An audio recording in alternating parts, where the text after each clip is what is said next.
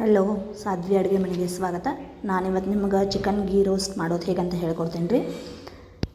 Sunday special chicken ghee roast ಹೇಗೆ ಮಾಡೋದು ಅಂತಂದ್ರೆ ಅದಕ್ಕೆ ಮಸಾಲೆ ರೆಡಿ ಮಾಡ್ಕೋಬೇಕು ರೀ. ಮೊದಲು ಅದಕ್ಕೆ ಜೀರಿಗೆ, ಧನಿಯಾ, ಮೆಣಸುಕಾಳು ಆಮೇಲೆ ಮೆಂತ್ಯಕಾಳು ಹಾಕಿ ಚೆನ್ನಾಗಿ ನಾವು ಅದನ್ನು ರೋಸ್ಟ್ ಮಾಡ್ಕೋಬೇಕು ರೀ.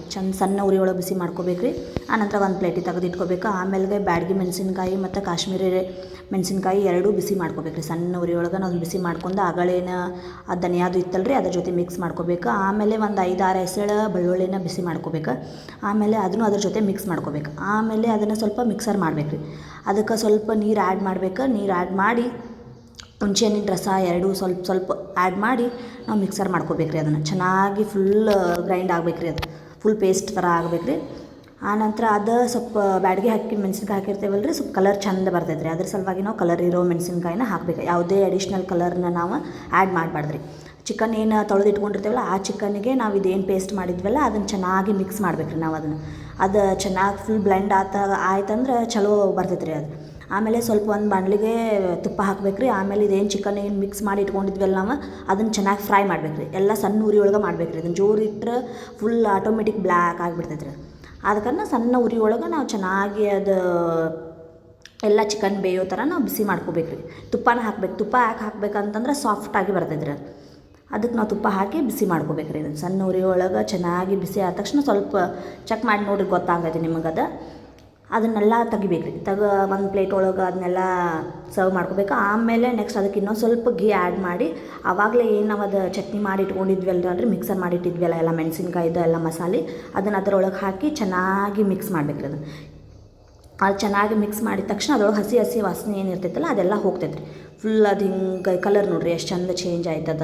ಆ ಥರ ನಮಗೆ ಹಿಂಗೆ ಆದಮೇಲೆ ಸ್ವಲ್ಪ ನಮ್ಗೆ ರುಚಿಗೆ ಎಷ್ಟು ಉಪ್ಪು ಬೇಕಲ್ಲ ಅಷ್ಟು ಉಪ್ಪು ಆ್ಯಡ್ ಮಾಡ್ಕೊಂಡು ಫುಲ್ ಇನ್ನೊಂದು ಸ್ವಲ್ಪ ಬಿಸಿ ಮಾಡ್ಕೋಬೇಕು ರೀ. ಭಾಳ ಶುಗರ್ನೂ ಆ್ಯಡ್ ಮಾಡಬೇಡ್ರಿ, ಅಷ್ಟು ಟೇಸ್ಟ್ ಇದಾಗ್ತೈತಿ. ಸ್ವಲ್ಪ ಶುಗರ್, ಎಷ್ಟು ಟೇಸ್ಟಿಗೆ ಎಷ್ಟು ಬೇಕು ಅಷ್ಟು ಸ್ವಲ್ಪ ಶುಗರ್ ಆ್ಯಡ್ ಮಾಡ್ಕೊರಿ.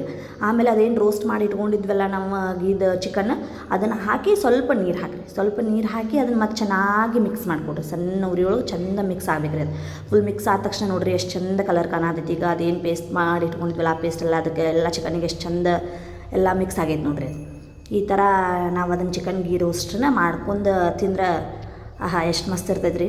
ನೋಡಿರಿ, ಅದನ್ನು ಸ್ವಲ್ಪ ಲಿಡ್ ಕ್ಲೋಸ್ ಮಾಡಿ ಸ್ವಲ್ಪ ಅದು ಚೆನ್ನಾಗಿ ಇನ್ನೊಂದು ಸ್ವಲ್ಪ ಬೇಯಬೇಕು ರೀ. ಅದು ಒಂದು ಸ್ವಲ್ಪ ನೀರು ಹಾಕಿರ್ತೀವಲ್ಲ ಅದೆಲ್ಲ ಪೇಸ್ಟ್ ಗಟ್ಟಿ ಆಗ್ಬೇಕು.